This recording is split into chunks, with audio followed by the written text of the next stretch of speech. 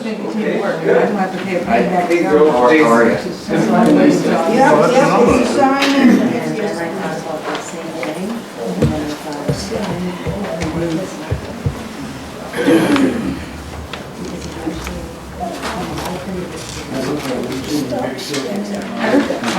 All right, well, it's 5:35. Looks like everybody that's here now is sitting down, so I guess we could probably get going.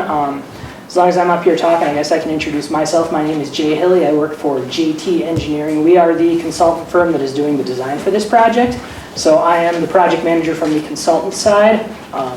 Jared? I'm Jared Lex. I'm the Wisconsin Department of Transportation project manager. I'm Dan Kleiners. I'm the DOT project supervisor. I'm Joe Rock. I'm in the planning section at the DOT and deal with highway access.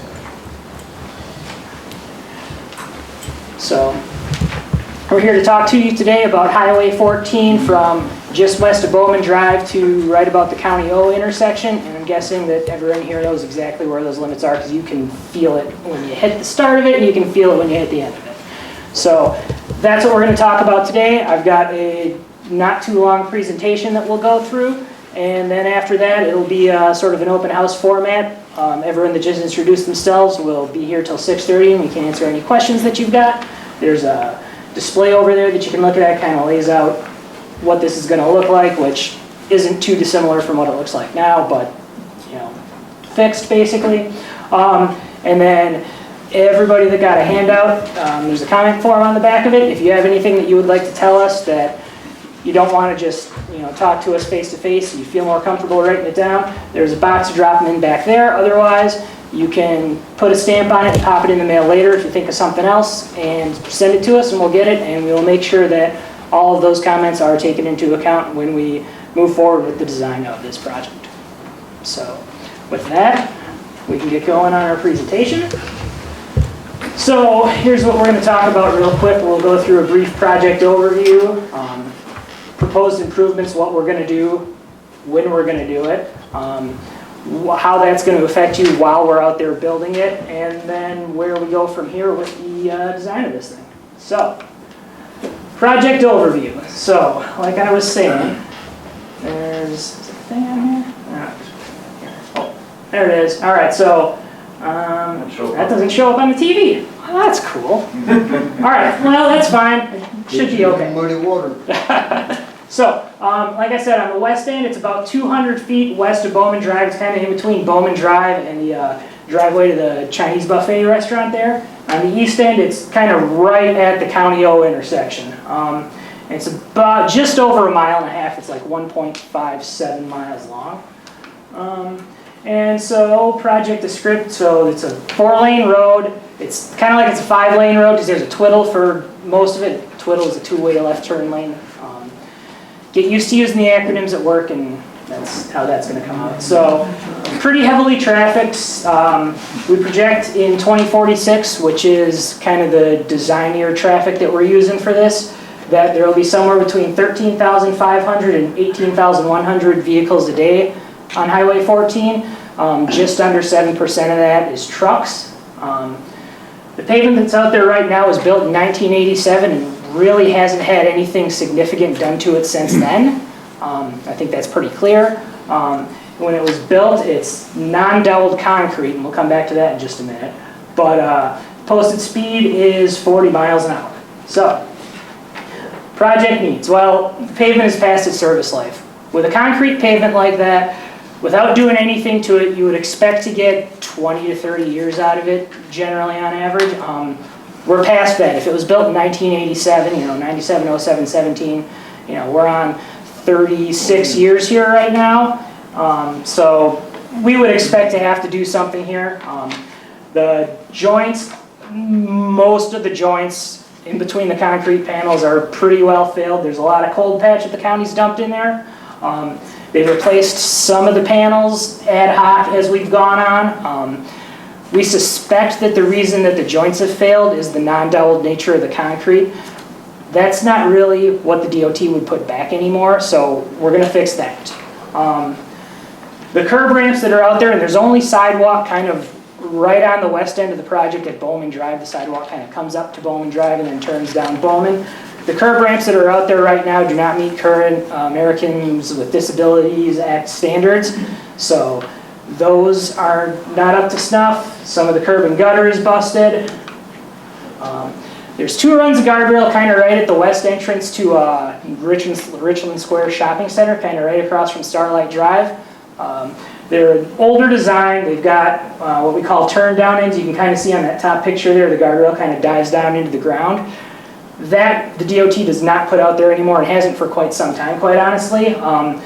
There's a lot of the wooden blocks are starting to rot out, and there's, you know, some of the panels are dinged up, and so that probably needs to be dealt with. There is a culvert just west of the west driveway of Simpson's Tractors that maintenance tells us is deteriorating to the point that it needs to be replaced. There's a couple of other minor drainage things that maintenance has called out. Replace one section of pipe here, re-ditch the ditch on the north side of the road from Peebles Drive kind of to the west. That needs to, or to the east I should say, that needs to get cleared out so water can flow there. It's getting backed up in that culvert under Peebles right now. The signals both at Bowman Drive and at O are kind of, as you can see in that lower right picture there, kind of just one signal head over the lanes. There's another one that you can't see on the left in the median, and then one kind of at the stop bars you're approaching on the right. That's fine. That's not like substandard per se, but on a multi-lane divided highway like this, that's not what the DOT would put out there anymore. So we'll get into that in just a minute too. But those are kind of the needs that we're seeing on the corridor at this time. So what are we going to do about them? Well, it's going to be a pavement replacement project. And so what that means is that all of the existing concrete is going to come out, the existing curb and gutter is going to come out, the asphalt on the shoulders is going to come out, the gravel that's underneath the concrete, the base aggregate, that's going to come out. In addition to that, we're going to dig down another just about 1.5 foot, 16 inches. In that 16 inches, we're going to put back what we call select crushed material, which is a kind of a bigger rock gradation. They're, you know, kind of this size or so. And we're going to compact that down in there. That's basically going to be a subgrade improvement to help the road be on a good, strong, stable base. We'll put back new base aggregate. We will put back new concrete, doubled concrete, which, like I said, that's what we suspect is part of the issue with the joints right now. It'll be new curb and gutter or asphalt shoulder, basically to match where those things are now. So if there's curb and gutter in front of your property now, expect curb and gutter when we're done. If there's shoulder in front of your property right now, expect shoulder and ditching when we're done. Additionally, the curb ramps at Bowman Drive will be replaced with curb ramps that meet current ADA standards. So they're going to have the detectable warning fields in them, those metal plates with the bumps on them. They're going to be properly graded and sloped so that you've got a level landing for turning at the top and you can make all your movements through there appropriately. We will replace the 2 sections of guardrail at Richland Square with guardrail of the current design. We'll have end terminals on there like that, what we call energy absorbing terminals. Basically, with the turn down ends that are on there right now, if you kind of think about driving towards that with the car, if you veered off the road, that kind of looks like a ramp, and that's kind of what that does. These don't do that. If you veer off the road and slam into this, it's going to basically wrap backwards around and go back that way, and it kind of absorbs the impact from the car. And so that's how those work. The deteriorated culvert pipe that I talked about, we will replace with a new culvert pipe. There's some other storm inlets that need to be repaired that we've seen out there, so we'll take care of replacing or repairing those as appropriate. Like I said, maintenance has a couple of other drainage issues that we will address as well. The traffic signals at Bowman Drive and County O, we are going to replace with monotube structures with an overhead signal per lane, and so basically that's a big round pole on the side and one single round arm over top, and there will be a vertical traffic signal head over each lane.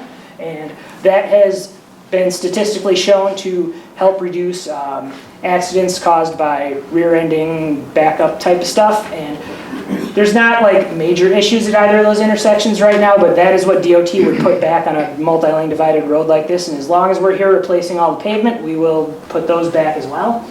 And then as we're doing a pavement replacement, we'll have to put new pavement markings on the top. So that's kind of what we're planning on doing. When are we going to do it? Well, this is maybe when I should back up just kind of a half a step here. I don't know how many of you are familiar with this, but originally back in, I think it was 2019 or maybe early 2020, this project was originally scoped to basically replace some of the concrete panels here and there and kind of cut out the bad joints and replace those with concrete in between the existing panels, and then grind down the existing concrete and put back 1.5 inches of asphalt. And that would have been built next year was the schedule for that project. Due to some budgetary concerns that came up earlier in the year as we were kind of heading towards the end of the DOT's fiscal year, this project got pushed back a little bit, and with that, I mean, the pavement hasn't gotten any better out there since 2019, you know. 1.5 inches of asphalt on there, quite honestly, the existing cracks that are there are going to come up back through that pretty quick. So DOT took that opportunity to take a holistic look at this project and decided that with the amount of concrete patching that we were going to have to do with that scope of project anyway, it just made sense to rip the whole thing out and put back fresh, and then we're going to put back, you know, doubled concrete, where, like I said, we're going to do subgrade improvement underneath it, and that's going to give us that 20 to 30 years that we would expect out of concrete pavement. So this is going to be a little bit more of an intensive project, and it's going to be a little bit further out. Not too much, but just a little further than initially, but we'll do it, and we'll be gone, and you won't see us again for quite some time, unless something really goes wrong. So, all that being said, the current schedule is this. Preliminary design is in the spring, and the real estate process will begin shortly thereafter, and I will get to that in just a minute, but there's not going to be much. It's very minor. Final plans are due August 1, 2025, and then construction will be the 2026 construction season. Probably for most of that construction season would be my guess. So, what that construction is going to look like, the plan is we're basically going to build this thing one half at a time. So there's going to be like a basically preparation stage first where we come through and take out the raised medians and kind of build some crossovers on either end of the project. And then stage one is going to be traffic is shifted to a single lane in each direction. Everybody on the eastbound lanes will build all the westbound lanes. When that's done, we'll switch. All the traffic will be single lane in each direction on the westbound lanes. We'll build all the eastbound lanes. And then there's going to be, you know, some cleanup stage at the end where we come through with some of the stuff in the median maybe that we couldn't catch while we were going through, or, you know, cleaning up curb and gutter and shoulders maybe where we had a little bit of extra temporary widening to get everybody around. It's going to look kind of like that picture shows there on the screen. You can see single lane of traffic on the eastbound lanes, one in each direction, and then all the westbound lanes are getting reconstructed, and the other major stage would be basically the reverse of that, but traffic will be on the new pavement at that point. And like I said, we'll have a temporary crossover. We'll have one on the east end of the project, just east of the O intersection, and we will have one on the west end of the project, kind of just past the driveway to the Chinese buffet up there. Did I have another slide in there? All right, well, let me talk about what else that's going to mean under construction impacts then. I thought I had another slide in there. All of the intersections will have access to Highway 14 throughout the construction of this project. That's the current plan. We intend to maintain access at all of the driveways throughout the construction of this project as well. However, I need you to understand that there might be temporary access restrictions when there's work happening right in front of a driveway. We will do everything that we can to maintain access throughout the project to the extent feasible with high early strength concrete and paving gaps and, you know, appropriately staging construction, but there may be brief windows where you don't have access to your driveway, and if that is the case, that will be communicated early and clearly by the contractor when we are approaching that. Shouldn't be bad though. All right, so like I said, real estate, it's a very minor amount of real estate. With this being a pavement replacement, we're not really changing the geometry of the roadway any. So everything is going to stay within right-of-way for the most part. The two guardrail systems currently run off of right-of-way as it is. So there is going to be a very minor acquisition right at that eastern entrance to Richland Square where we're doing those guardrail systems. One, so we can get the old ones out and the new ones in, and then 2, it's going to be a permanent acquisition so that the state has access to those in the future to maintain them as appropriate. Beyond that, there's the potential for some temporary limited easement. I'm thinking where we're doing the drainage stuff, that culvert, we might need some. There's a pipe just to the west of that culvert where there's the first section south of an inlet that needs to be replaced. Temporary easement is basically just us, not us, the state, renting the land for the duration of the project to be able to construct it, and then once the project is over, that land gets returned in full rights to the original property owner. No relocations will be required. Like I said, it's 0.2 acres of permanent acquisition is what we're currently anticipating. I did have all that on here. Had the slide in the wrong spot. All right, well, we kind of talked about that. Oh, pedestrian accommodations. We will have temporary pedestrian ramps at Bowman Drive while we're reconstructing the existing ones, so pedestrians will have a path to get through there throughout the duration of construction. There's not going to be any restrictions per se. All right, so next steps are like I said, there's comment forms on the back of the handouts that were sitting at the front of the room there. You can talk to us tonight. You can hand those in to us tonight. There's a box over there you can stick them in, or you can drop them in the mail. The address is pre-printed on the back side of them. Just fold, little piece of tape, stick a stamp on there, stick it in the mailbox, and it'll get to us. We would like those back by November 17th, which is 30 days. And if you've got any other questions or concerns, you can get a hold of us. Jared's contact information is up there, and it should be in that packet as well. And that's about it.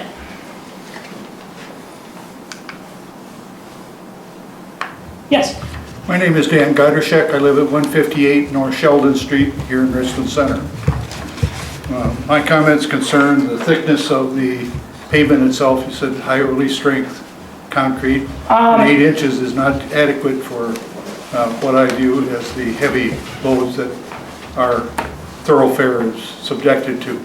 11 inches, similar to what the interstate perhaps would be more appropriate. I'm pleased to hear that you're considering the 1.5-inch dowels on the panels. That's a step in the right direction.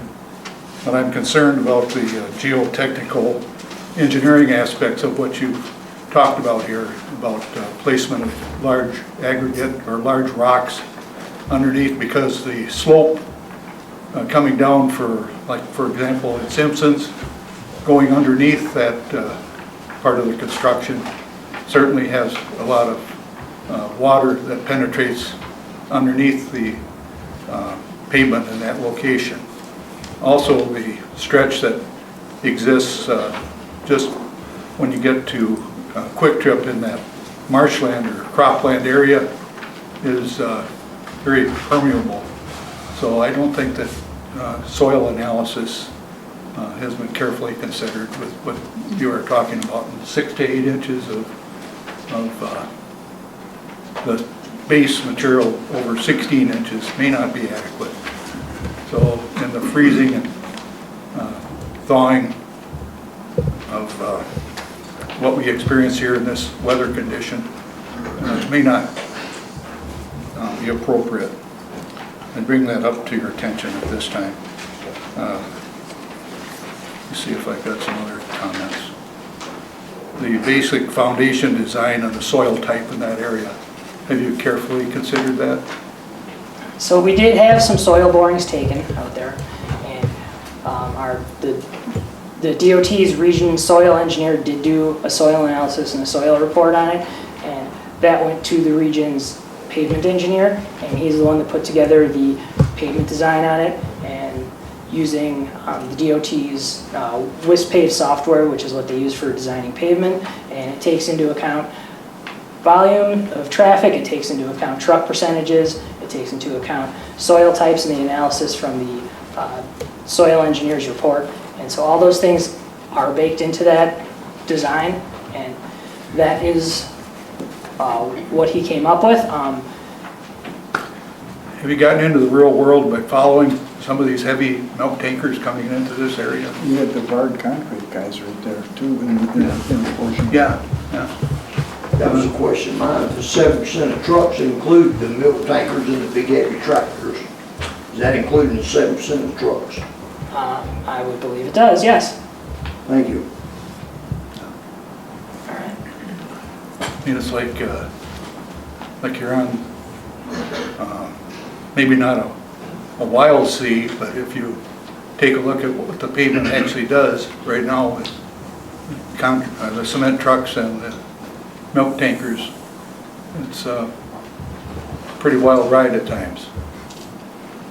I certainly appreciate those comments. We will, I will make sure that those get discussed with our pavement engineer. And I frankly don't think that they really take a look at the weight restriction and the loads in the spring and the what happens in this area. So keep that under consideration. appreciate those concerns.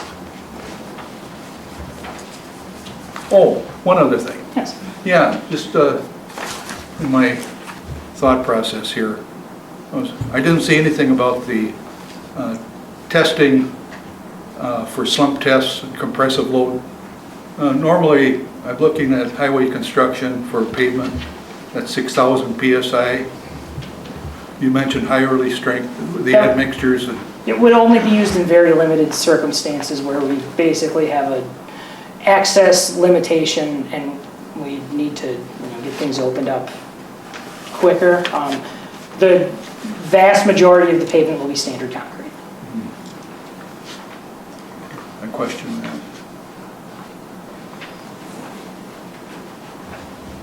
All right, that's fair. Yes? No, go ahead. My question is, during construction, have you taken into consideration the congestion that might occur during rush hour, especially in the Rockwell and the Foundry area? Absolutely agree that that's going to be tough. I am 100% with you. We're still working through some of the finer points of the staging. We don't have it fully all the way drawn up yet, and I agree. It's gonna be tough. It's gonna be tough during construction.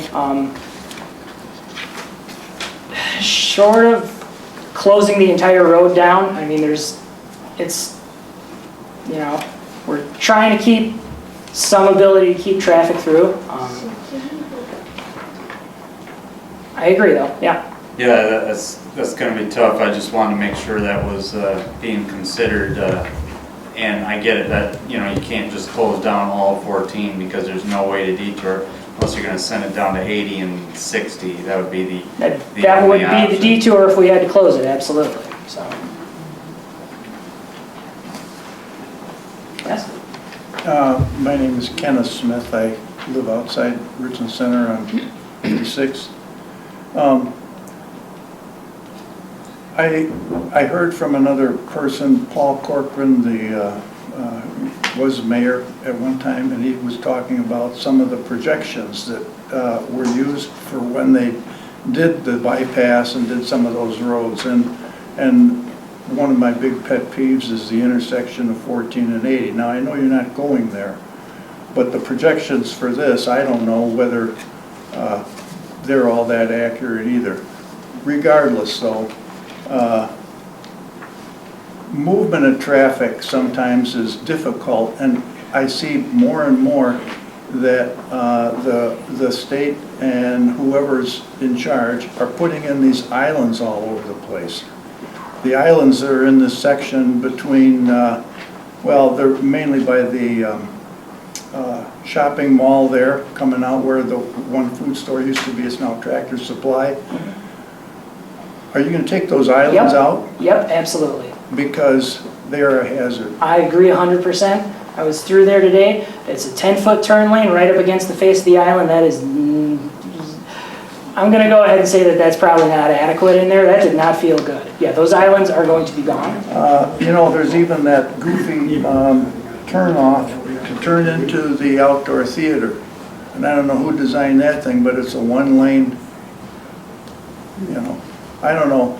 I don't know who makes these rules, but another pet peeve of mine is that while a lot of these rules work for larger urban areas or you know, places of a larger population, sometimes it makes more sense to me to just use some more common sense and not apply a rule to a smaller town such as Richland Center. I know recently they did a bunch of work in Viroqua there, and oh God, I don't know. I hope it doesn't turn out to be like that. I can't imagine that in the 1.5 miles that it's going to be a problem. But I have hopes. I hope it'll be good, you know. So,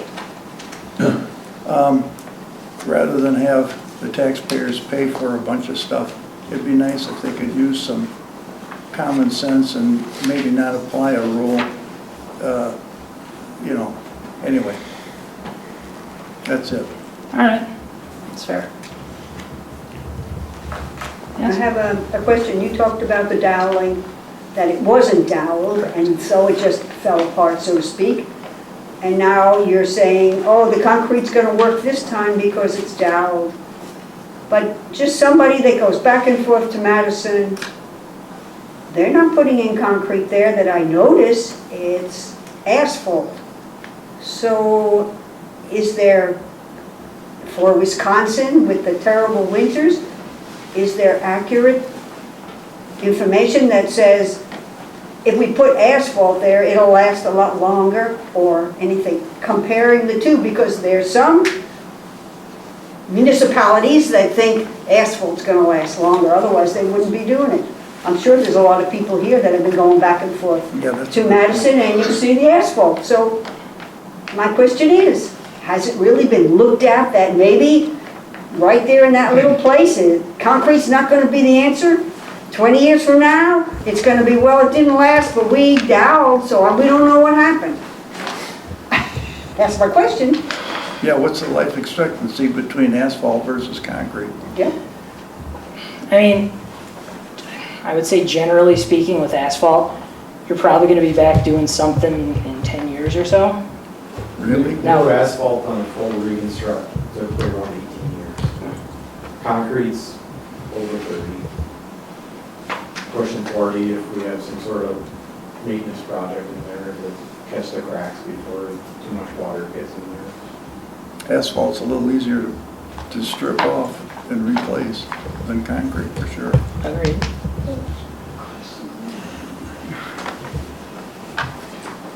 So we're just doing it that way because we had it there before, but we're going to use the new improved method of putting the concrete together.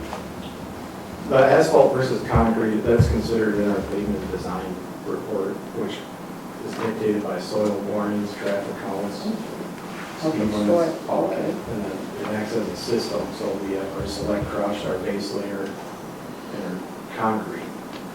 And the concrete has a lot more strength than the asphalt. So one of the reasons, besides the outline, with the road falling apart, is probably poor drainage underneath the road. So with putting all this select in underneath the select crush, the bigger rock, we'll get better drainage. Okay. So, but you're not building any ponds around to take that water off, right? I didn't hear anything about drainage ponds, There's ditches. just the ditches. But the ditches go somewhere, right? Ditches just are going to follow the natural slope of the gland. Is that true? But that's why I wondered, you're not going to concentrate the water from going to ponds. The overall drainage pattern out there is going to stay the same as it is now. So when it rains now, wherever that water goes, now it's going to go when we're done. But that's what you just said to us 5 minutes ago. The drainage wasn't that good. It collected underneath the concrete. Yeah, it had no way to get out. Had no way to get out. Okay. Well, so there hasn't been any idea about maybe draining it a different way. We will be with the select crush. So the way the select crush gets constructed, it sort of looks kind of like a bathtub. Okay. Basically, there's, here's the shoulders over here, and the select will come down 16 inches across and back up, and then where there's curb and gutter and storm sewer, we will have under drain, which is basically a perforated pipe in a sock, underneath the select crush that will tie into the inlets in the storm sewer. Where we have shoulders, every 200 to 300 feet, there's going to be a weeper trench to get the water out of the select crush material and out into the ditch. Okay. So now that, none of that is happening? None of that is happening right now, correct? Okay. Well, that's good then. We'll see. I won't see, but some of you young sprouts will see. You'll go back and read the minutes and say, oh, look at what they talked about, and we've got the same problem. So, thanks though for your idea. Yes? What is the impact of traffic going to cause on Bowman Drive itself?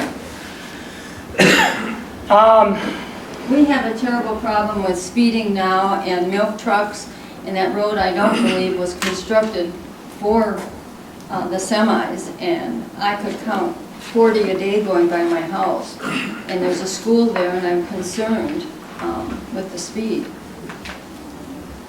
Sure. Those are certainly valid concerns. I mean, we're not detouring 14, so, you know, let's call it through traffic should stay on there. Now, you know, Bowman Drive's a public road. People are welcome to drive on it, you know, I mean, so that's, if it's backed up, locals are probably going to find their own way around construction. Something we'll have to work with the city on. If we wanted possibly post during construction, no trucks or something on that, and it'll have to be enforced to make it work. I would like that full-time. 24/7.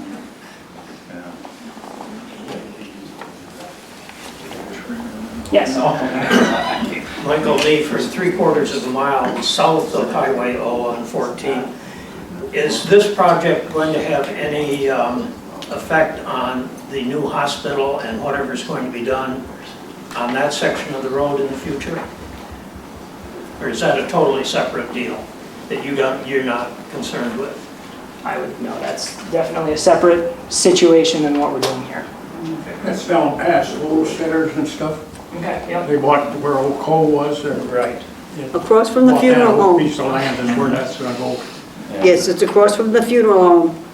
Several hundred feet. Yeah. But they may very well be in the middle of building that time, because you're out so far, 2 years. If the So- hospital project meets current projections, they will be building during that time. Right, so. Absolutely. And is that, I can't remember, that's a 2-lane right there, or is that already 4-lane there? That's 4 and 4. 4, it is 4, okay, well, good luck with that. Extra driving. Comment. I wanted to thank Mr. Smith for asking about the islands, because I had been told a couple years ago when it was first proposed to do the project that's now been replaced by this, which would have essentially been an overlay project. Correct. That the islands were coming out. Yep, and they So certainly all of the islands are coming out.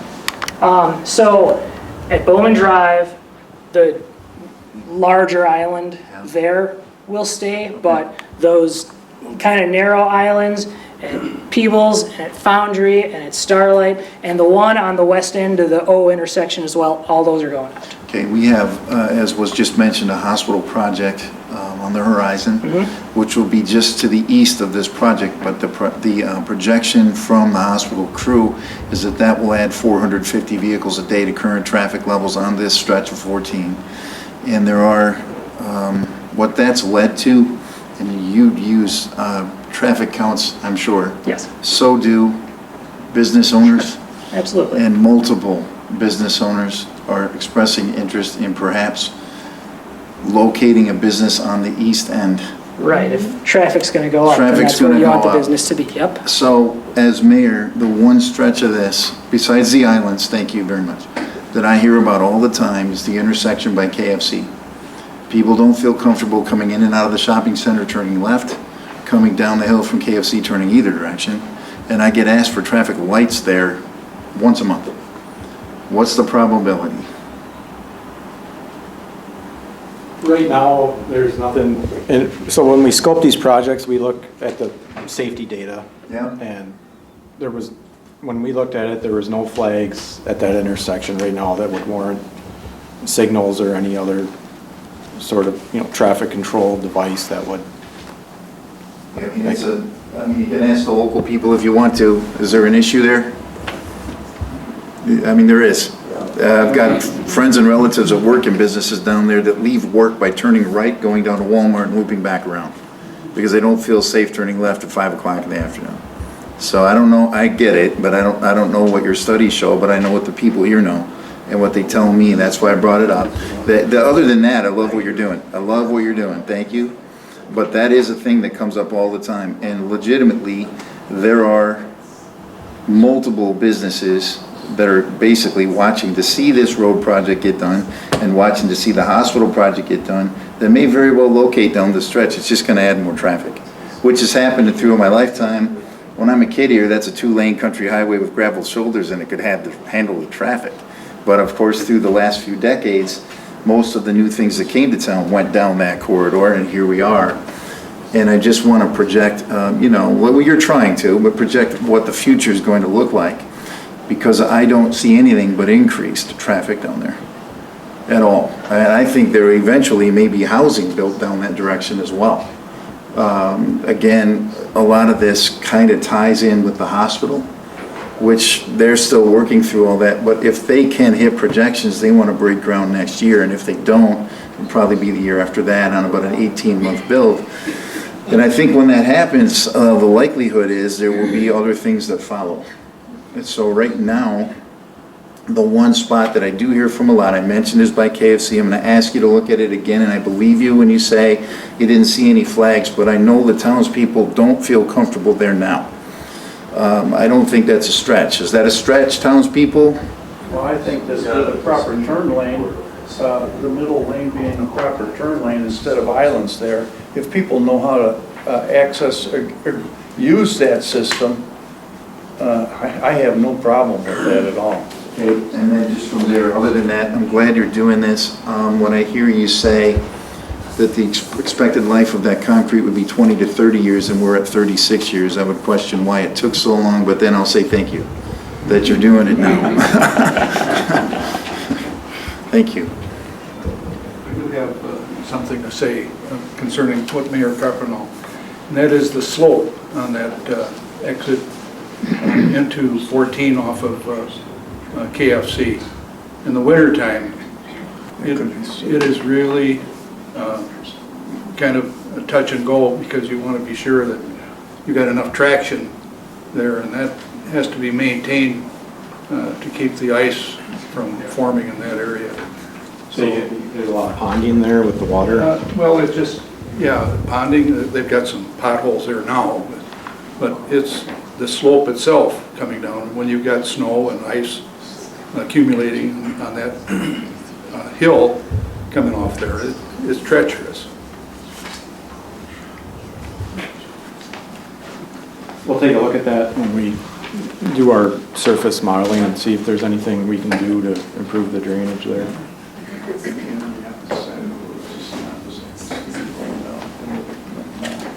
In the couple of years before this happens, coming up out of Tractor Supply, and we used to have some accident problems there at one time, and it seems like it's diminished for some reason. But what I found, when I watched quite often, people stop too soon to look west, and the guardrail blocks the view. But if you go up to the paint line that's there to the stop area, which keeps you back from the lane of traffic, you can see down to the west clearly.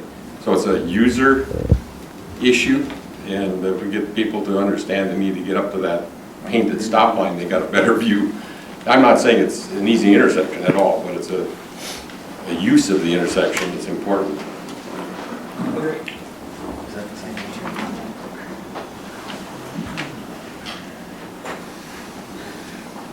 Yes. So, back to that intersection.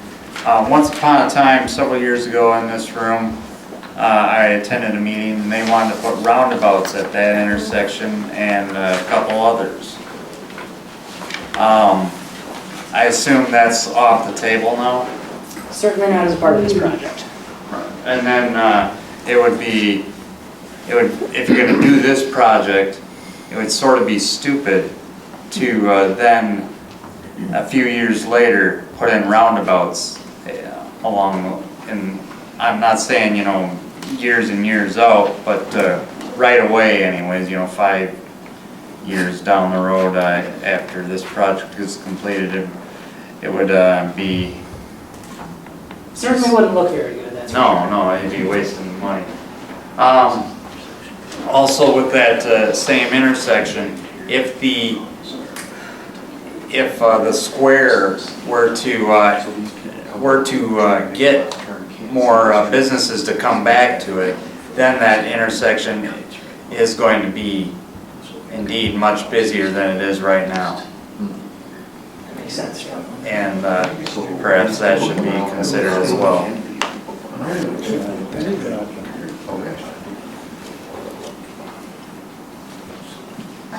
Is there any chance that this can be expedited a little bit?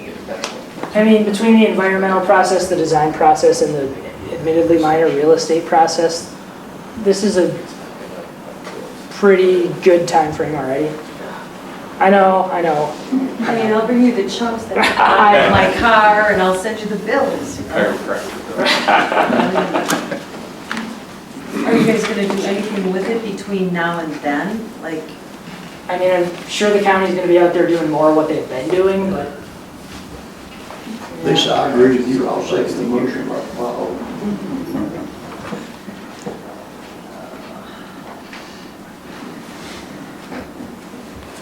How many months will this take? We haven't fully flushed through the construction schedule yet, but I would anticipate it being a majority of the construction season. You only have 3 months.